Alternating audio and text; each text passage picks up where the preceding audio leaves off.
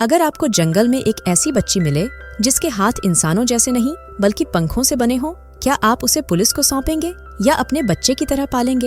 एक ऐसी मासूम जो इंसान और परिंदे के बीच कहीं अटकी है, जिसके उड़ने की ख्वाहिश उसे इस दुनिया से दूर ले जाती है, लेकिन क्या वो कभी वापस लौटेगी या हमेशा के लिए खो जाएगी? जानिए एक अनोखी बच्ची फ्लोरा की कहानी। कहानी की शुरुआत होती है जैक नाम के एक आदमी से, जिसे पक्षियों से खास लगाव था। वो न सिर्फ उन्हें देखना पसंद करता था, बल्कि उनके रहन सहन और आदतों को अपनी किताब में दर्ज भी करता था। एक दिन जैक अकेले जंगल के सन्नाटे में बैठकर नाश्ता कर रहा था। हवा में हल्की सी सरसराहट थी। तभी अचानक एक अजीब सी आवाज उसके कानों में पड़ी, जैसे कोई अनजानी सी चिड़िया बोल रही हो। क्यूरियोसिटी में उसने उस आवाज का पीछा किया और जैसे ही पेड़ों के बीच झांका, उसकी आंखें फटी की फटी रह गईं। वहां एक अजीब सा जीव था, आधा इंसान आधी चिड़िया। उसके दोनों हाथ पंखों के थे और चेहरा मासूम सी बच्ची का। वो इधर उधर देखने लगा, क्या कहीं इसकी माँ आसपास है? लेकिन जंगल में दूर दूर तक कोई नहीं था। जैक ने एक फैसला लिया, वो इस रहस्यमयी बच्ची को अपने घर ले जाएगा। घर पहुंचकर जैक ने टीना को सब बताया और वो बच्ची दिखाई। टीना भी पहले तो सन्न रह गई। एक छोटी बच्ची मगर शरीर पर पंख। दोनों की जिंदगी में आज तक ऐसा कुछ नहीं हुआ था। टीना बोली, हमें पुलिस को बताना चाहिए, ये कोई आम बात नहीं है। लेकिन जैक मना कर देता है। उसकी आंखों में एक अजीब सा यकीन था। जैक बोला, जब तक इसके परिवार का कुछ पता नहीं चलता, हम इसकी देखभाल करेंगे। हो सकता है ये किसी बड़ी सच्चाई की शुरुआत हो। कुछ दिन गुजरने के बाद टीना ने जैक से कहा, मुझे नहीं लगता, इसके जैसे और भी होंगे। अगर होते तो अब तक कोई इसे लेने जरूर आता। वो आगे बोली, और सच कहूँ तो ये मुझे अब किसी पंछी से ज्यादा इंसान लगती है। इसी सोच के साथ टीना ने तय किया कि अब वो इस बच्ची को अपने बच्चे की तरह पालेंगी। टीना ने इस बच्ची का नाम फ्लोरा रख दिया। अगले दिन टीना ने एक डॉल के कपड़े काटकर फ्लोरा को पहना दिए, लेकिन बाहर ले जाने से पहले उसे चिंता हुई। फ्लोरा के पंख साफ दिख रहे थे, इसलिए टीना ने एक शॉक्स को काटकर उसे इस तरह पहनाया कि पंख छिप जाएं। इसके बाद जैक और टीना फ्लोरा को लेकर बाहर घूमने निकल पड़े। थोड़ी देर बाद टीना की एक सहेली ने फ्लोरा को देखा और चौंक गई। इतनी छोटी बच्ची कहाँ से मिली? जैक ने सीधा जवाब दिया, हमने गोद लिया है इसे। लेकिन जब एक और औरत ने फ्लोरा को हाथ लगाने की कोशिश की तो जैक और टीना तुरंत उसे लेकर वहां से निकल गए। धीरे धीरे फ्लोरा बड़ी हो रही थी। अब वो उड़ने की कोशिश भी करने लगी थी। फिर एक दिन उसने पहली बार 2 शब्द बोले, पीपी और मिमी। टीना खुशी से चिल्ला उठी, देखो ये हमें मम्मी पापा बुला रही है। लेकिन जैक को ये सब थोड़ा अजीब लगने लगा था। अब टीना ने फ्लोरा को बोलना सिखाना शुरू कर दिया था। भले ही वो अभी बहुत छोटी थी, लेकिन टीना जानती थी अगर अभी से शुरुआत नहीं की गई तो देर हो जाएगी। अगले दिन टीना ने फ्लोरा को टेबल पर बुलाया ताकि वो ठीक से खाना खाना सीखे। लेकिन फ्लोरा मस्ती के मूड में थी। तभी उसकी नजर जमीन पर रेंगते एक कीड़े पर पड़ी और बिना कुछ सोचे वो उसे उठाकर खा गई। ये देखकर टीना थोड़ी घबरा गई, लेकिन उसने हार नहीं मानी। उसने कुछ कीड़े और लाकर फ्लोरा को दिए और फिर उसे चम्मच पकड़ना सिखाने लगी, वो भी उसके पैर से। सीखने की ये कोशिश अभी चल ही रही थी कि फ्लोरा अचानक खिड़की की तरफ बढ़ गई। टीना गुस्से से फट पड़ी, ना ये ठीक से कुर्सी पर बैठती है, ना खाना खा पाती है। कल को अगर हम इसे रेस्टोरेंट ले जाएं तो वहाँ भी यही सब होगा। जैक शांत था। उसने बस इतना कहा, ये सब सीख जाएगी, वक्त लगेगा क्योंकि फ्लोरा बहुत समझदार है। लेकिन उस रात टीना अंदर से टूट सी गई थी। उसे लगा कि फ्लोरा कुछ नहीं सीख रही। कुछ दिन बाद टीना फ्लोरा को एक रेस्टोरेंट में ले गई। वहाँ पहुंचकर फ्लोरा की नजर कुछ पक्षियों पर पड़ी और वो अपने पंख हिलाने की कोशिश करने लगी। टीना घबरा गई थी। उसने गुस्से में फ्लोरा से कहा, अगर किसी ने तुम्हें ऐसे पंख फैलाते देख लिया तो बहुत बड़ी मुसीबत आ जाएगी। इसके बाद वो फ्लोरा को रेस्टोरेंट के वॉशरूम में ले गई और बोली, यहाँ जितना मन करे उतना पंख हिला लो।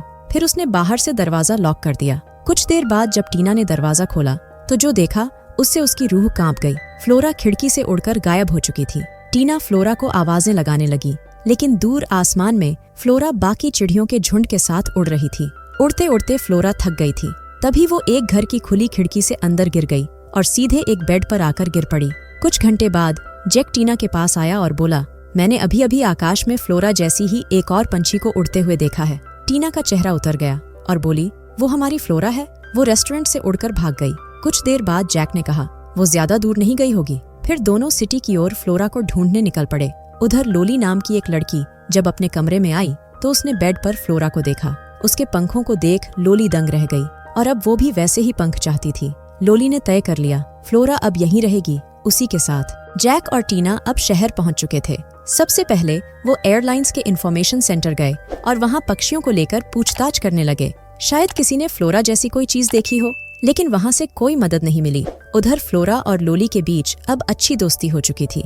एक रात लोली फ्लोरा को शहर के बाहर एक पुराने पेड़ के पास ले गई। फ्लोरा उड़कर उस पेड़ की ऊपरी डाल पर जाकर सोई और लोली नीचे की डाली पर लेट गई।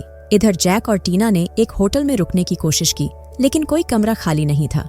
मजबूरी में उन्होंने पास ही बने गार्डन में रात गुजारने का फैसला किया और अनजाने में वही पेड़ चुना जहां फ्लोरा सो रही थी। सुबह होते ही उनकी मुलाकात लोली से हुई।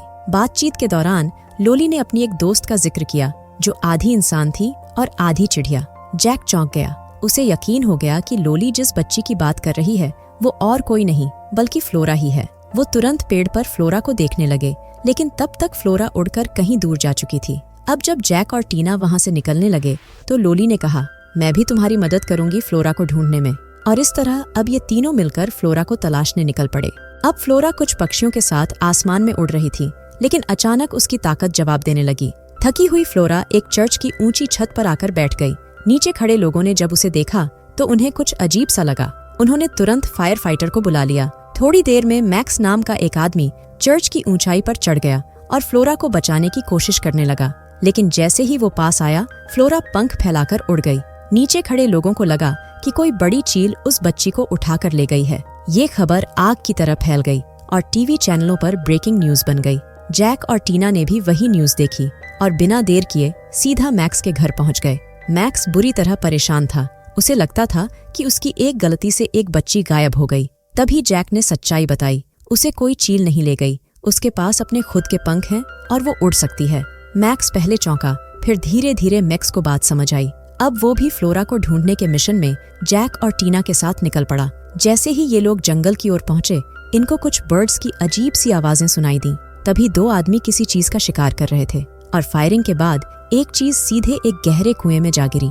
लोली ने ये सब अपनी आंखों से देखा और उसकी रूह कांप गई।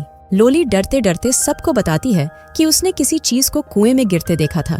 जैक, टीना और लोली जल्दी से वहां पहुंचते हैं। जैक और टीना रस्सी से लोली को कुएं के अंदर उतारते हैं, लेकिन अंदर जाकर लोली को सिर्फ फ्लोरा के फटे हुए कपड़े मिलते हैं। सबके दिल बैठ जाते हैं। दिन भर खोजबीन के बाद शाम हो चुकी थी। थककर ये लोग एक होटल में रुकने का फैसला करते हैं। इसी होटल में लोली की मुलाकात बेन नाम के एक चुपचाप से लड़के से होती है जो पेड़ पर अकेला बैठा था। बातचीत में लोली उसे उस पंखों वाली लड़की के बारे में बताती है। रात को जब बेन अपने कमरे में सो रहा था, उसे अचानक किसी के चलने की आवाज सुनाई देती है। जैसे ही वो नीचे झुककर बेड के नीचे देखता है, वहाँ फ्लोरा थी। बेन तुरंत लोली को बुलाता है। लोली जैसे ही फ्लोरा को देखती है, उसकी आंखों में चमक आ जाती है। अब ये तीनों एक ही कमरे में आराम से सो जाते हैं। अगली सुबह लोली और बेन जैक और टीना को बुलाने के लिए भागते हैं, लेकिन जब सब होटल के कमरे में पहुंचते हैं, तब तक फ्लोरा फिर से उड़कर जा चुकी थी। अब एक बार फिर तलाश शुरू होती है, लेकिन इस बार लोली पीछे हट जाती है। वो कहती है, अब मैं बेन के साथ कुछ दिन बिताना चाहती हूँ और फिर घर लौट जाऊंगी। लोली की बात सुनकर जैक और टीना मैक्स को साथ लेकर एक बार फिर फ्लोरा की तलाश में निकल पड़ते हैं, लेकिन थोड़ी ही दूर चलने के बाद मैक्स थक जाता है और एक जगह रुक जाता है। अब जैक और टीना अकेले ही आगे बढ़ते हैं, लेकिन थोड़ी देर बाद ये दोनों भी थक कर बैठ जाते हैं। इधर रात के समय मैक्स को कुछ पक्षियों की आवाजें सुनाई देती हैं। जब वो ध्यान से देखता है तो एक पेड़ की ऊंची शाखा पर फ्लोरा फंसी हुई दिखती है। उसके पंख पेड़ की टहनियों में उलझ गए थे। मैक्स बिना सोचे समझे पेड़ पर चढ़ जाता है और सावधानी से फ्लोरा को वहां से निकालकर आजाद कर देता है। अगली सुबह मैक्स जैक और टीना से मिलता है और बताता है, फ्लोरा ठीक है। कल रात मैंने ही उसे पेड़ से निकाला और उड़ने दिया। इसके बाद मैक्स अपने रास्ते चला जाता है, लेकिन जैक और टीना को चैन नहीं था। वो फिर से फ्लोरा को ढूंढने निकल जाते हैं, क्योंकि वो उसे अकेला छोड़ना नहीं चाहते थे। कुछ देर भटकने के बाद उन्हें फ्लोरा समंदर के बीच हवा में उड़ती हुई दिखती है, आजाद और बेफिक्र। जैक और टीना बस उसे एकटक देखते हैं, फिर समझ जाते हैं कि अब फ्लोरा को किसी पिंजरे की नहीं, खुले आसमान की जरूरत है, और ये दोनों उसे चुपचाप अलविदा कहकर एक बस में चढ़ जाते हैं। लेकिन तभी जैक को फ्लोरा की घबराई हुई आवाज सुनाई देती है। वो पानी में डूब रही थी। जैक बिना देर किए समंदर के पास जाता है और पानी में कूद जाता है और किसी तरह फ्लोरा को बाहर निकाल लाता है। फ्लोरा की जान बच जाती है। इसके बाद दोनों फ्लोरा को घर ले आते हैं और रात को उसकी सलामती की खुशी में एक छोटा सा सेलिब्रेशन करते हैं। अगली सुबह जैक देखता है कि फ्लोरा खिड़की के पास खड़ी है, जैसे फिर से उड़ने का मन बना रही हो।